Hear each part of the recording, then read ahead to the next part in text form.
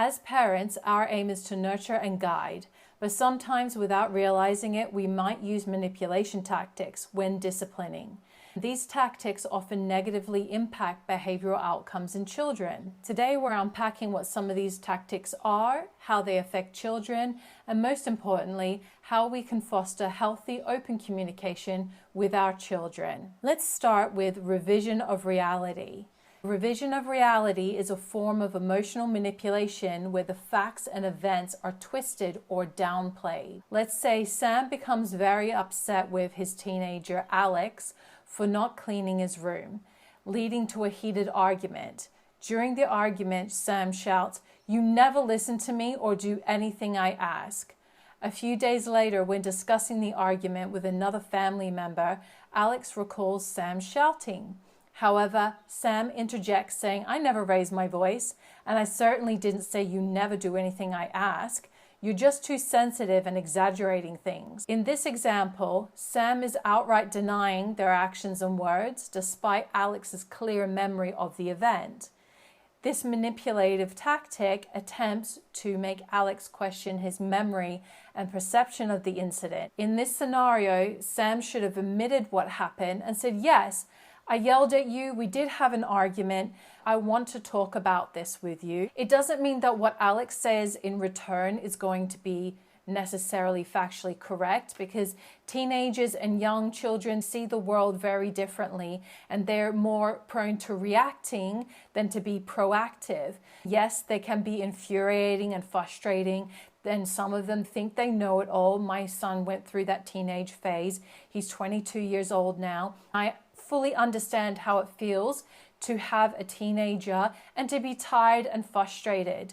But if you shut down what he is saying, as Sam did with Alex, you are closing the door to communication, and it is a manipulation tactic. It's let's sweep this under the rug, let's forget about it, let's not talk about this. I don't want to deal with this. The solution in this scenario is communication and strong leadership. If Sam opens the door to communication, he is showing leadership. He's admitting what happened, but he's also telling his side of the story. That's strong leadership. Hiding away and saying, "You're exaggerating, be quiet, that never happened," is not leadership. That's very much the opposite of it. They're not going to respect you for that. They will respect you when you show strong leadership. Opening the door to communication is showing strong leadership. Avoidance will lead to manipulation. Alex needs better communication from Sam in this scenario. Alex isn't going to be the one to do it because he's a child.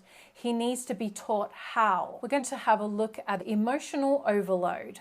Emotional overload is used to sway behavior. It leads to confusion, stress, and impaired communication in children. Whether you realize it or not, emotional overload is a manipulation tactic.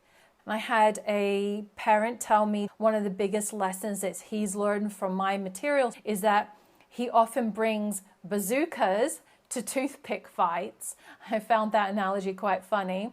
But it's true. It pays to be aware of the ways that you communicate with your child, because how you handle your own frustration and upset is teaching them how to do that themselves. Here's an example. A parent frustrated with their child's messy room starts yelling and crying, saying, "You never listen to me. I do everything for you and I get nothing back.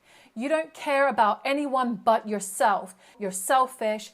Why are you doing this to me?" This intense emotional display is obviously intended to make the child clean their room because the parent is frustrated. Why is my child doing this to me? Why aren't they listening to me? Why are they attacking me in this way? It can feel very personal when your child is misbehaving. Pushing the boundaries is normal behavior. They will refuse to listen. They will say no. They will talk back to you. They will scream and shout and say, "I hate you." They are not doing this to you because they dislike you as a parent or because you're a bad parent. Every child does this to their parents. Your child isn't doing this to you. They are behaving this way because their brains and biology is making them do this, and that's where they need strong leadership. If you throw your service back in their face, you are leading them to feel guilty over something they cannot control. It's just like saying, this is my house, but it's your child's house as well. Where else are they going to go? What other house are they going to live in? When you use emotional overload to throw your service back in their face, it's fracturing your bond, it's creating confusion, it's making them feel guilty over something they cannot control. When you say, I do everything for you, you are expecting them to understand at a mature level of awareness. Being grateful requires self-awareness. It also requires experience in the world to compare it to. Kids have a limited ability to look introspectively. They have a limited self-awareness. It's growing as they grow. We can only be grateful as adults because we have something previously that we can compare it to. Your child can't compare their current situation to anything else because this is all they have known. They can't be grateful for something they have no other experience in. As young teens, they will be grateful for you having their back. They will be grateful for you being a trustworthy person that they can go to at any time. They will be grateful for having somebody who is emotionally safe, someone who they can trust, someone who they can confide in, who isn't going to tell their secrets to the entire family.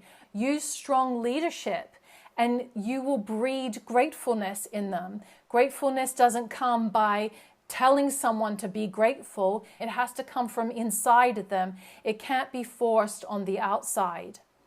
In the above scenario, nothing gets resolved and everyone feels intense pressure and stress. Using emotional overload is not leadership, and it will only backfire and make their behavior a lot worse. When someone feels stress, think of it as building up. The stress has to be released somewhere, and it's often directed at you. Emotional overload is a covert manipulation tactic that must be brought into the light. We must look within and be willing to change if we want a better future for our children. Let's look at one of the last manipulation tactics that I'm going to be talking about in this episode. This one is called negging. Negging is a form of emotional manipulation whereby an individual gives a compliment followed by an insult. Let's say a parent tells their child, "You're smart, but I guess you're just not smart enough to figure out math like your sister. Maybe if you tried harder, you'd be able to understand it." Using a backhanded compliment to motivate the child undermines their confidence and self-esteem.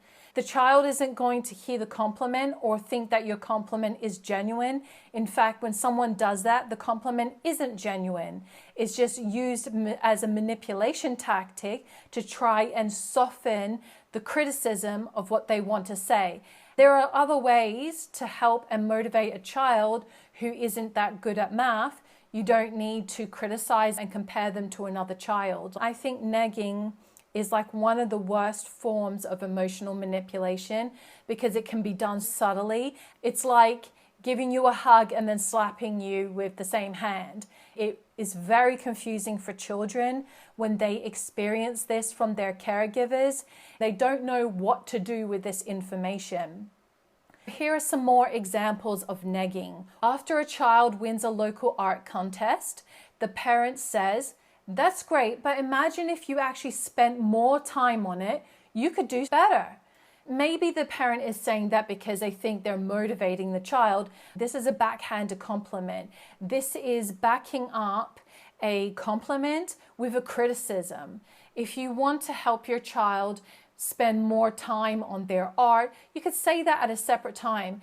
In this situation, the child just won a local art contest and this person is criticizing and complimenting in the very same sentence. It is very manipulative. It doesn't matter how flowery or how sweet your child hears, "I am not good enough. My mom or my dad doesn't think that I am good enough." That's all they hear, and it rings in their head like a bell that keeps going off. "I'm not good enough," or "that wasn't good enough." It can lower their self-esteem, it can fracture your bond, and it can make them feel that they're just never going to live up to your standards. Here are some more examples. You're pretty smart for someone who spends time on video games. Imagine if you read books instead. That's starting an argument right there. Get ready for a fight, because if you wanted one, you're definitely going to get one. Instead of saying you're pretty smart for someone who spends time on video games, imagine if you read books instead. You could sit down with your teenager and ask them what they like about video games. Why are they spending time on video games? What is it that they are getting from it? Sit down and play some video games with them. Let them teach you what they see. The goal in this is to understand from your child's perspective, to put yourself in their shoes and try to understand how they are thinking. When you can understand from their perspective and how they are thinking and their thought process, then you can interject and say, I'm glad you're wanting to meet more people. How about I take you to Boy Scouts or something once a week, and then you can meet people in real life?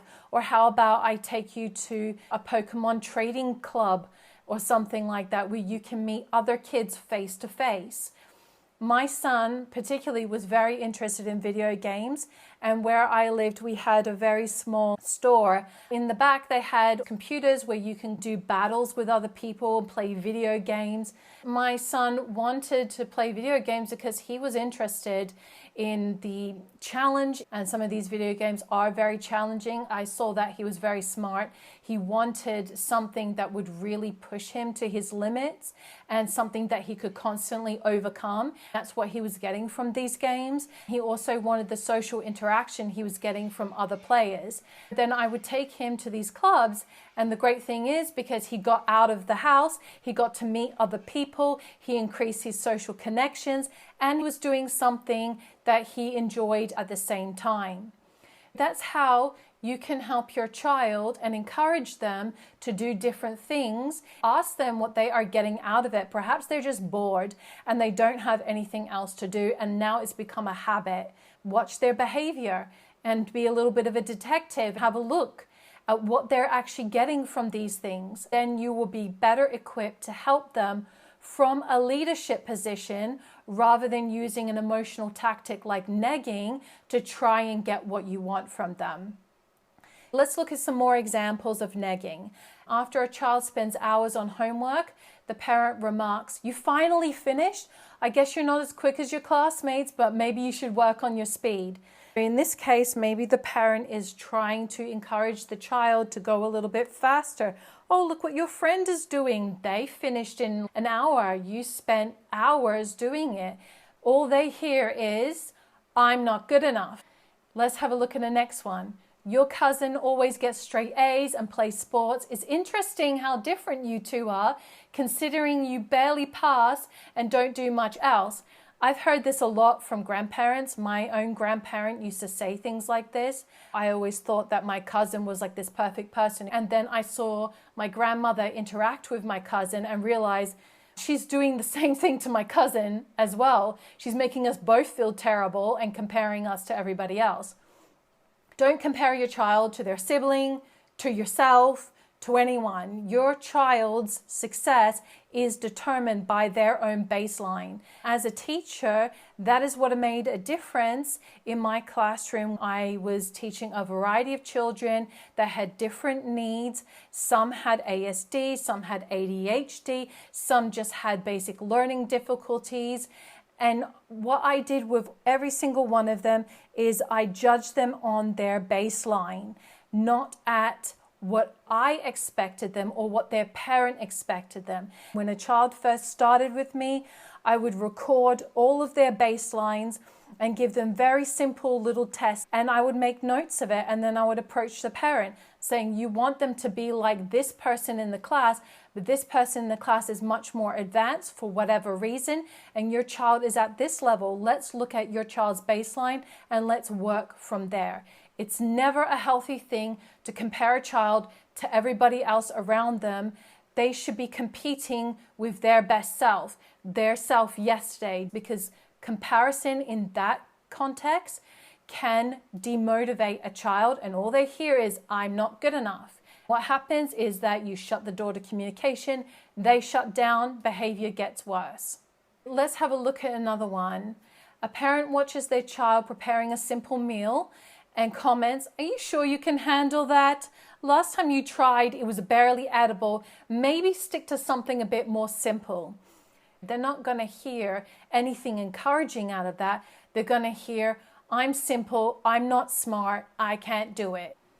Negging makes a child feel unworthy. It reduces their trust in you, and that's a major thing, because without trust, you don't have any kind of relationship. It shuts the door to communication. It doesn't open it. It demotivates them. A lot of children will take that internally and it will come out in their behavior. They will either go very quiet and just won't talk to you and shut themselves in their room all the time, or they may lash out at you and be more willing to fight with you. What they are crying out for is strong leadership. I'm coming from a place of being in a position as a child, having these emotional manipulation tactics done to me throughout my entire childhood. I thought that I was stupid for a very long time. I ended up surrounding myself with friends who would reinforce that narrative. They would pat me on the head and say, "You should have been born blonde. You're not very smart." I didn't see it as anything else but the norm, because that's all I grew up with. It took a very long time as an adult to get out of it. You really don't want to be doing that to your child. The stress has to go somewhere. It builds up and you get sick of it. You can't take it anymore. You just want to get away from feeling constantly that you're not good enough, that nothing you do is ever going to be right, that you're not ever living up to these ever-changing goalposts and imaginary standards of your parent. I believe that majority of parents don't realize they are doing it. They don't understand how negative it is, how it impacts their child's development, and how it impacts their future relationship as they grow up and become adults.